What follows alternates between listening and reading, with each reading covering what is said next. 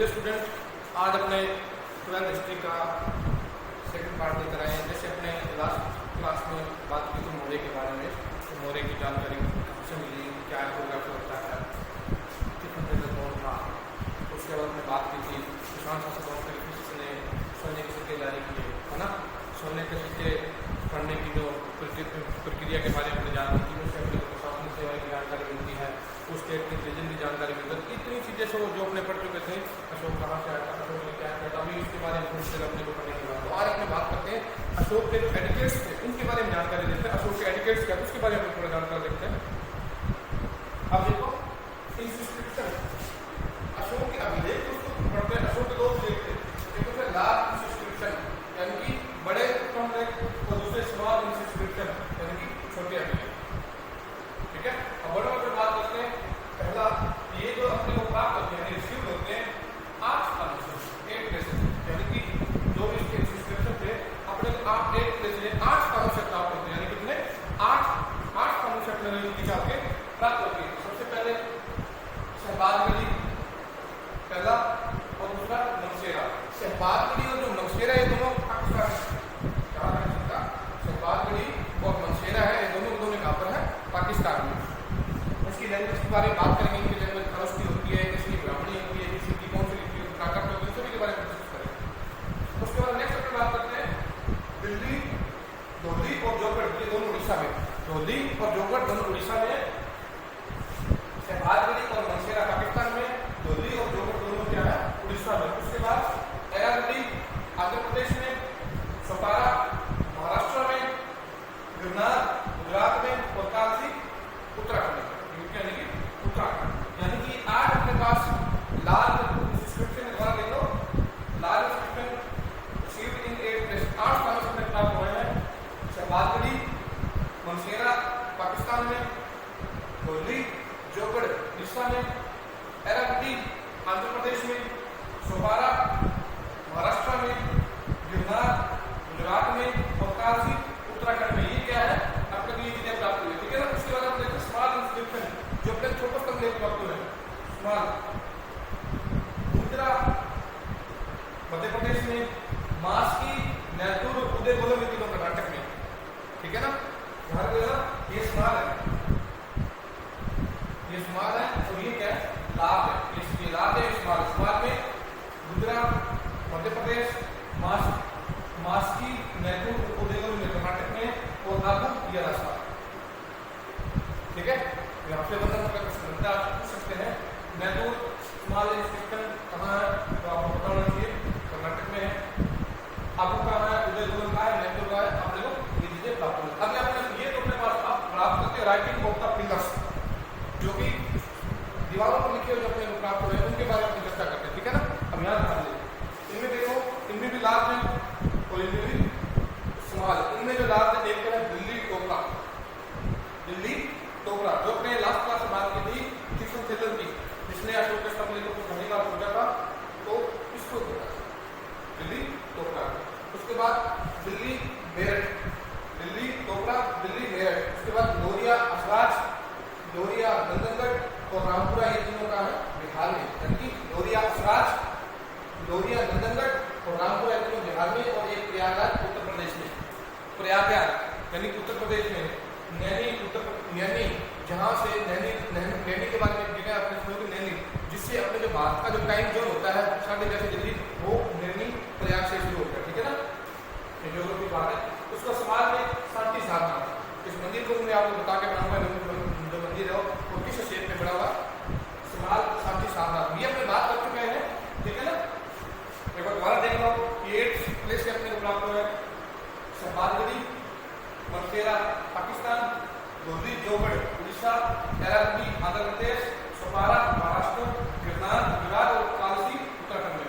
इधर ये गुजरात मध्य प्रदेश, मास्की नैतुर उदयगोलम कर्नाटक में और आगू का है राजस्थान में। अब इधर बात करते हैं, ये लार्ज दिल्ली टोकरा, दिल्ली मेरठ, ठीक है, लोरिया असराज, लोरिया नंदनगढ़, रामपुरा प्रयागराज उत्तर प्रदेश, ये दोनों के दोनों बिहार में, ये प्रयागराज उत्तर प्रदेश में। स्मार्ट ये शांति साधना, ये सभी जो अपने को है, ये अपने को जब हम मोरे काल पढ़ेंगे तो इसके बारे में एक एक के बारे में पढ़ेंगे। बारे में आया, उनका युद्ध कब हुआ, इसमें कब पता चलेगा कि अशोक अपने कब पॉलिटिशियन होगा, कब उसका राज्याभिषेक होगा, अपने पता चलेगा कब उसने अपनी 99 भाइयों को मारा था, किस मतलब किससे अपने जानकारी आप लोग सभी को अपनी एक डिटेल से देना पड़ेगी। ठीक है, देख लो इसको पूरा।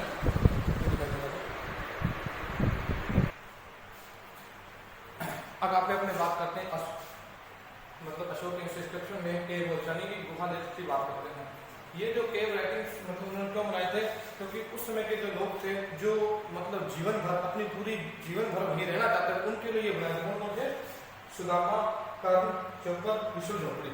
ठीक है ना, सुदामा, विश्व, कर्ण, झोपड़ी, ये जो लोग जीवन भर वहां पर रहना चाहते हैं उनके लिए बनाए थे। कहाँ बनाए थे इसके बारे में आपको बताऊंगा आगे चलकर, सभी के बारे में बात करेंगे।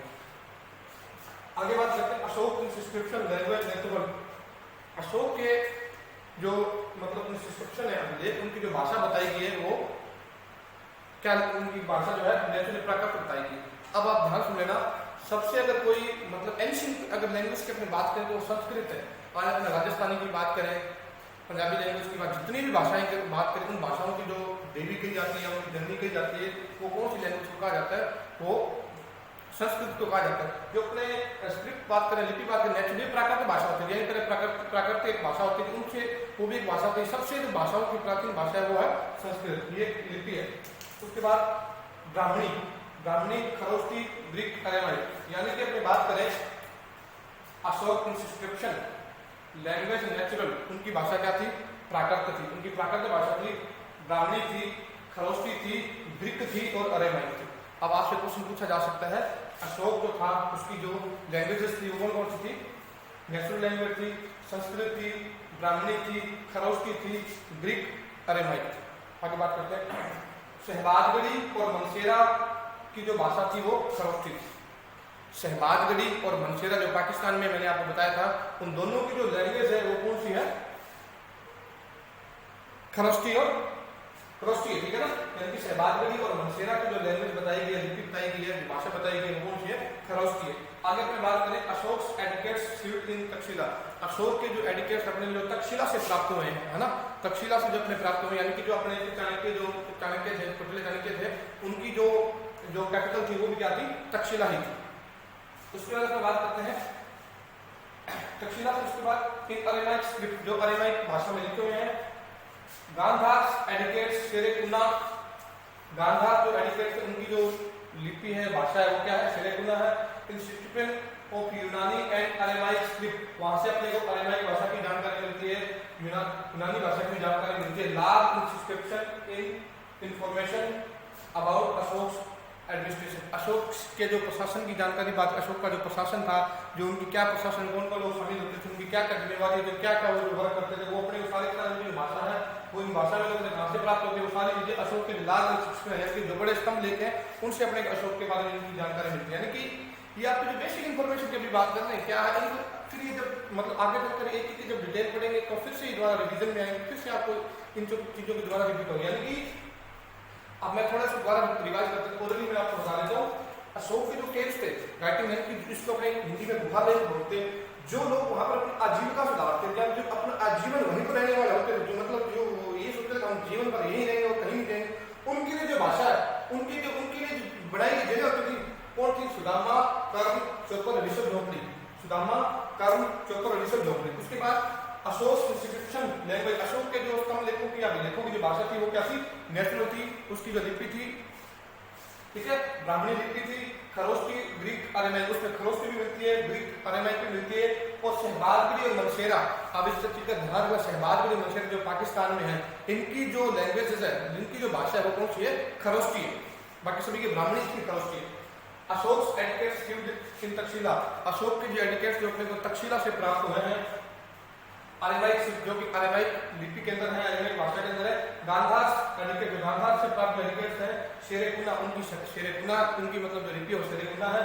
इंस्क्रिप्शन यूनानी and Aramaic script, large inscription information about Ashok administration, यानी जो ये जो यूनानी भाषा में जो अरेमाइक लिपि में जो लिखे हुए, इनसे अशोक के प्रशासनिक सेवाओं की जानकारी मिलती है।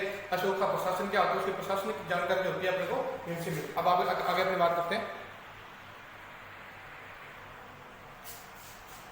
अब अपने आगे बात करते हैं Ashok adequate information about Kalinga war. Ashok से एडिकेट से अपने को जो कलिंगा का जो युद्ध हुआ था उस कलिंगा के युद्ध की अपने जानकारी मिलती है। 273 BC यानी कि 273 before Christian Ashok set on the throne, यानी कि अशोक गद्दी पर कब बैठा? 273 BC में। 4 ईयर उसके 4 साल बाद 4 years till his 99 brothers, यानी अपने 99 भाइयों को उसने मारा था। गद्दी पर बैठने के बाद उसने अपने 99 ब्रदर्स की हत्या की थी, अपने 99 भाइयों को मारा था। अब क्या ये 99 भाई इसके एक ही माँ के थे क्या? नहीं, जो भी इसके मतलब नेफ्यू थे, जो भी थे इनके मतलब पहले समय में एक राजा की रानियां होती है, ठीक है ना। ये बताया जाता है कि अशोक के मतलब जो भाई जो थे मतलब उनकी जो माएँ थी वो 300 माएँ बताई जाती है। अब थी या नहीं थी कुछ नहीं कहा जा सकता। 269 कोऑर्डिनेशन 269 में उसका राज्याभिषेक हुआ। उसके 8 सालों बाद 266 में कलिंगा का युद्ध होता है। यानी कि जो ये जानकारी अपने को प्राप्त हो रही है चीजों के बारे में, जो जानकारी अपने यहाँ पढ़ रहे हैं, इसका कब कोऑर्डिनेशन हो, कब इसका कलिंगा का युद्ध हुआ, कब किसमें क्या हुआ। अब अपने बात करते हैं जब चाणक्य क्या होता है, चाणक्य को क्या होता है कि जब कौटिल्य चाणक्य जब कलिंगा के अंदर होता है तो उस समय वहां पर एक डायनेस्टी चलती थी जिसका नाम था धन डायनेस्टी। धन डायनेस्टी थी और जिसका जो मतलब रूलर था वो तो धनानंद था। कौन था? धनानंद था। अब क्या होता है उधर से भारत पर सिकंदर अलेक्जेंडर कहा जाता है, ठीक है। उसका भारत पर खतरा हो रहा था, कहीं अलेक्जेंडर जो है सिकंदर जो है भारत के ऊपर आक्रमण के बारे में सोच रहा था, क्योंकि वो अफगान से इधर से जीत के पर भारत आक्रमण की सोच रहा था। अब क्या होता है धनानंद जो होता है उसके पास जाता है कौन? कौटिल्य चाणक्य। अब उसके पास जाता है और उसके बाद कहता है, जब उसके पास वहां जाता है तो कम से कम 3 से 4 दिन उसको बाहर वेट करना पड़ता है। क्यों? क्योंकि जो धनानंद जो होता है वो एक अयाशी व्यक्ति होता है, यानी कि प्रोस्टिट्यूशन होता है, प्रोस्टिट्यूशन में लगा हुआ होता है। शराब पीना, मदिरे का सेवन करना, वाइन करना, इन चीजों में करना, ठीक है, गैम्बलिंग करना, ये काम होता है। अब 3 दिनों के बाद उसको मौका मिला उनसे मिलने का, धनानंद से। अब जो चाणक्य जो होता है वो धनानंद को कहता है, देख अगर आप चाहो तो अपने इस युद्ध को रोक सकते हैं, आप हमारा साथ दो, मैं ये आपके सामने मैप बना के लाया हूँ कहाँ से उसने आक्रमण करने वाला। अब उसने क्या किया, जो धनानंद था उसने उठा के पटका इसको चाणक्य ने, उसके बाद जो मैप उसको फाड़ दिया, टिका के उसकी पिटाई की, मतलब अच्छी तरह से उसकी पिटाई की। अब जैसे ही चाणक्य निराश होकर वापस लौटता है, चाणक्य उसको क्या कहता है कि इसका बदला मैं जरूर लूंगा। अपना बदला लेने के लिए जैसे वो वापस आ रहा होता है तो एक जगह के ऊपर एक गेम खेलते हैं, अपने बात करेंगे सब दोबारा से डिटेल में, गेम खेलते हुए उसको चाणक्य दिखता है। अब उस चाणक्य को वो क्या करता है, चाणक्य उसको अशोक को अपने साथ ले आता है, उसको पालता है, उसको बहुत अच्छी तरह सेवा करता है। जब 25 वर्ष का होता है तब उसको सारी कहानी बताता है। तब वो जो अशोक जो होता है वो जाता है उसके पास, मतलब धन डायनेस्टी को खत्म करके आता है, धनानंद को मार कर उसको उठा के उसको फेंकता है, अच्छी तरह से उसकी सर्विस करता है, अच्छी तरह सेवा करता है और वहां से नंद डायनेस्टी होती है उसको खत्म कर देता है, उसको भी वहां से खत्म कर देता है। और उसके बाद जो क्या नाम अलेक्जेंडर जो सिकंदर जो था वो अपने बाप पर आक्रमण करने वाला था, उसको भी वहां से बचा लेता है, उसको भी हरा देता है। उसके बाद अपने गाँव मौर्य टाइम शुरू होता है। मौर्य के अपने कुछ क्षेत्र चीजें अपने पढ़ चुके, अभी भी अपने सामने इसकी बहुत सी चीजें पढ़ने वाली, कम से कम 5 से 6 वीडियो अपने अशोक के ऊपर वेस्ट कर, इसके प्रशासनिक जो सेवा होती है, इसके जो मंत्री होते हैं क्या करते हैं क्या नहीं करते, उन सभी की जानकारी होती है आप नेक्स्ट क्लास में पढ़ते हैं। तब तक के लिए thank you, have a nice day.